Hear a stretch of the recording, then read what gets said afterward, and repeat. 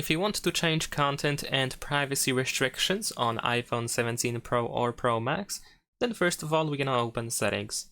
Scroll down in Settings and find the Screen Time option.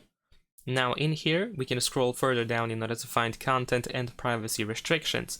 In here we can generally enable or disable content and privacy restrictions, but if you want to, for example, create age restrictions for certain content, then you can, for example, go to App Store, Media, Web, and Games, and over here, if I choose apps, then over here I can set up the age rating, and I can do the same thing for movies, for example, and so much more over here. I can also just simply allow or disallow certain features for the Game Center as well, and also for the web content.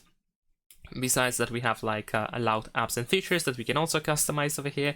So generally speaking, over here we can customize everything that is allowed to be used on your iPhone and everything that is not allowed. And that's pretty much it. Thanks for watching, leave a like and subscribe.